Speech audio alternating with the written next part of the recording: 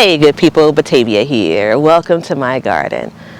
Right now, my front yard garden. We're also going to explore the backyard garden as well. So today we're going to focus on raised beds, all things that are growing wonderfully, some things that maybe could use some help, and then some open spaces that we need to get filled up.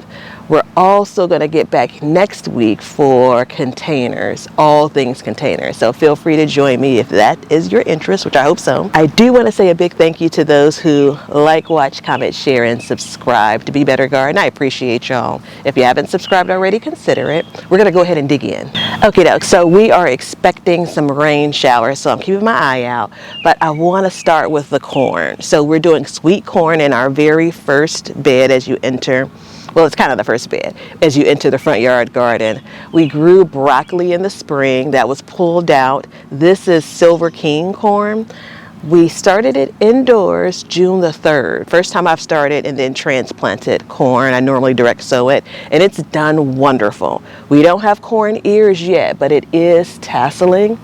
And so I am very hopeful. And I plan on harvesting in August. Following that, I'll replant for my fall plantings. Okie doke, so behind our containers of peppers here, we have an eggplant. This is where we pulled out the cabbage a couple of weeks back. And I'm just trying to consider what I'd like to plant around this eggplant that will be easy to get to. If it's something that I need to check on regularly, I really kind of want to focus on something that's going to be kind of a one and done. So this is inside or on the other side of the corn. I just harvested my garlic, which really did well in this little narrow space. I'm always going to focus on what can you grow in small spaces, because I know so many of us have small spaces. We may not want to commit our entire front yard and backyard to a garden, but I welcome it if you do. So we have the mango melon and then cucumber plants. So these were direct seeded pretty late, right around the time that the corn went in. So we're just at a month of growth. I am trying to figure out if I want to follow my plan as far as what's going to go in to this raised bed where the garlic is. As you can see, it's going to start to get shaded here, which could be a gift when it comes to some of the things that I could plant. You know, we actually should take a look at it from the outside. Okie doke, so if you could see where the wood begins, basically it's at the edge of the metal beds. So I did cucumbers, which I'm just gonna prune a little bit of those leaves there. And if I have time this morning, I'll come in and put some mulch down. I just don't want that soil to splash up on the plants. So more cucumbers, a couple of beans. I direct sowed them and they were eaten up. They're pole beans. I would have really loved to have grown a bit more, which I may just add to the plan for next season. So we're going to go back inside because I want to show you just quickly the tomato plant here. So while we'll cover off on containers in great detail next week and what's growing, I do want to point out I already have the beginnings of squash vine borer damage. And I noticed that for this plant, it's presenting on the stems and the leaves, where in previous years I've seen the damage at least start at the point of like where the stem comes from the soil. So I'm sure it's not the first time it's presented in that way, but just thought that was interesting. This is a volunteer that volunteered in another space and I transplanted it, but it is doing pretty well. I may need to tie up some things, which is probably what I'm going to use this side of the trellis for. And then when I look inside of here, I have to really be smart about what I plant, just given it's going to be pretty shaded, hopefully, as the trellis fills out. All right, summer things.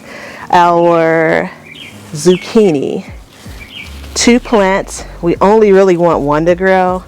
But given the squash vine borer damage and the potential for it to happen to other squash plants, I'm kind of letting these grow a little while longer, which I may not be doing myself any favors for the okra that's back here. Everything in that bed is about a month into the making. Transplanted the okra about a month ago and direct sowed the zucchini seeds about a month ago. And then we have a yellow squash that's growing. 2 plants again. They're doing wonderfully. Direct seeded or direct sowed at the same time. Harvested our shallots. I'll have to read up because I'm still interested in growing shallots, but I wasn't really satisfied with the harvest. Super small. I'm okay with using the space for that, but I want to make sure I get the most out of it if I grow them again. And then our potatoes.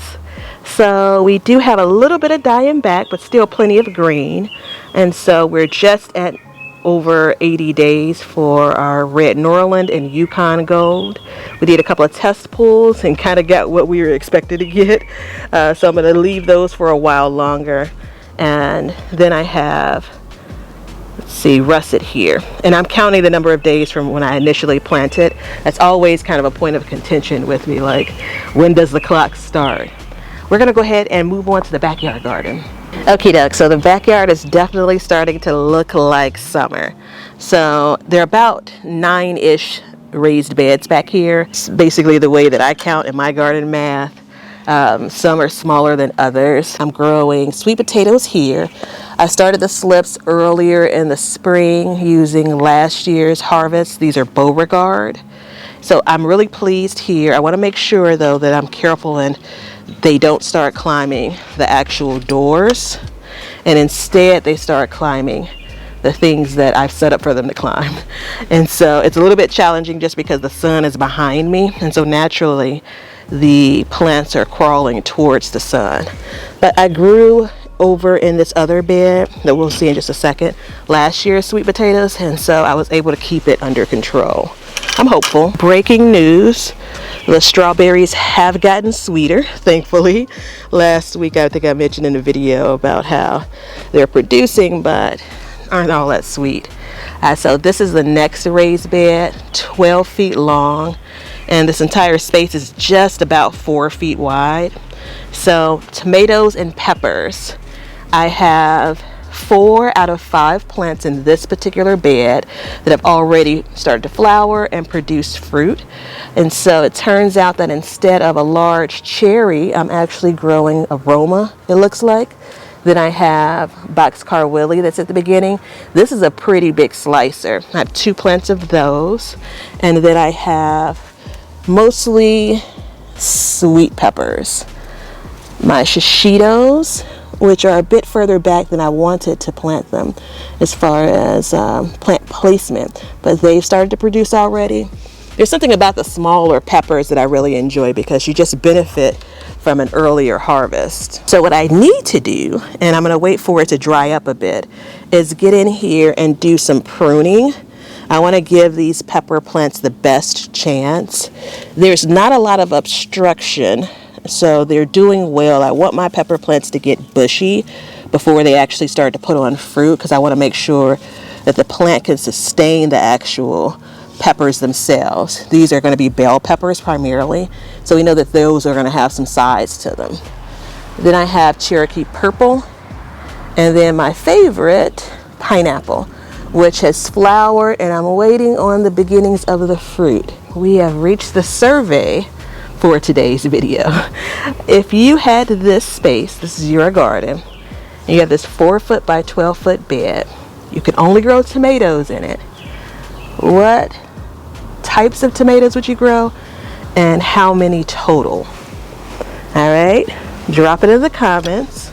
Super curious to what the answer will be for both questions.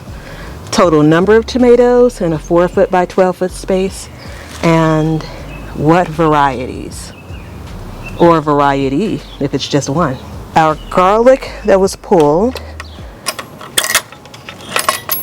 came out of this space. I was going to put one of my green stalks here, but I'm not sure if I want to do that now. I'm thinking maybe I'll plant just something that's going to be low. I did quite a bit of pulling of weeds between the cage baby and my neighbor's fence, and it's going to get much more light here. This is the last bed inside of the cage baby, and I spent some time doing some pruning. We still have a few more beds in the backyard garden, and I have the beginnings of the fruit for the Ace Bush Determinate variety, and then I have 2 more aromas. that have started to put on fruit. And based on my planting time, they were transplanted early the first week of June. The ones in the larger bed was later in the first week of June. So they are about spot on when it comes to when they're producing. And then I have some jalapenos that are starting to come in, as well as a couple of other sweet peppers here. All right, a couple of videos back, I was undecided about what I wanted to plant in this space. I transplanted some celery that I had from the spring, and then I also direct sowed some beets. So we have a few different varieties of beets there. As a teaser, I did pick my first bush beans, my first green beans this morning. Just a few, just to get started. All right, so the remaining raised beds, and this is about the perfect kind of space in between when it comes to walkway. I could get my cart in. Those are things that we have to consider when it comes to when we're organizing our gardens, when we're building our gardens out. So I'm primarily getting in on this side. I'm just moving the green stalks over if I need to get into the bed on that side. We pulled our red onions and then some of our beets that were growing here. I think fall is coming in next. I was tempted to put more bush beans in here, but I don't know if I'm going to go with that. I still have a couple of days where I'm confident they'll still produce if I get them planted, or at least the seed sown. 3 varieties of carrots. 2 are doing okay. We did a test pull. They still need some time to grow. It's funny, we talk about this on the Backyard Gardens podcast. Carrots sometimes say 75 or 80 days as far as days to harvest. And I feel like I've never pulled a carrot out that was sizable in under 100 days. But this variety is clearly bolted. And so we have some caterpillars. And then we also have just pretty flowers, right? Our Spanish sweet onions. We started those by seed indoors, and they are doing well. They're still kind of upright when you think about the stalk. So I'm leaving these in, and I expect to harvest them in August. And then this space will completely open up for our next plantings. All right, so our problem bed, and primarily based on the gardener. We have still our red cabbage here, which I'll be pulling out in the next week or 2 at the most. After our initial direct sowing of collards started to grow, we direct sowed a couple of other plants, and they're small and doing pretty well. And so they are going to make it difficult for me to decide and settle in on what I'm putting in this space for fall. So we did some heavy harvesting. And the next, let's see, we harvested together, and we had to toss a number of the leaves just based on damage. The second harvest after that, I actually got quite a few viable leaves, but I'm not sure if I'm going to leave these because I'd like the plants to be a bit more, let's say, small to give them time to grow through the rest of the season. So I may need to start new. I basically have some starts for Brassicas indoors, but I'm also considering once I clear out this space, and I have a couple of kohlrabi that I forgot about that are in here, and then I keep on threatening to harvest the lacinato or dino kale since it's bolted. But I'm thinking leave the curly kale because it'll pick back up once the weather cools off. And then I can actually start another round of seeds. And I'm hedging my bets because I've had year-over-year trouble starting basically only Brassicas indoors under lights. And so we're still at the point where they look good indoors. But since I have this cover, I can basically sow the seeds in some seed cells. I just need to make sure I'm keeping them watered because we're going into a hotter part of the growing season. But if I could get them covered, I don't have to worry about the damage from the cabbage butterfly. This bed has been fully protected, so the cover has been effective compared to the trouble that I've had with this bed. So that is the backyard garden. That would be all of my raised beds. Still have plenty to harvest and still have plenty to plan for as far as what's next. Thanks so much for spending some time with me. As always, if you have any questions or comments, feel free to drop them below. And I look forward to seeing y'all on the next one. And remember the survey question. 4-foot by 12-foot bed, only tomatoes. How many are you growing? And then what varieties are you growing? All right, see y'all next time.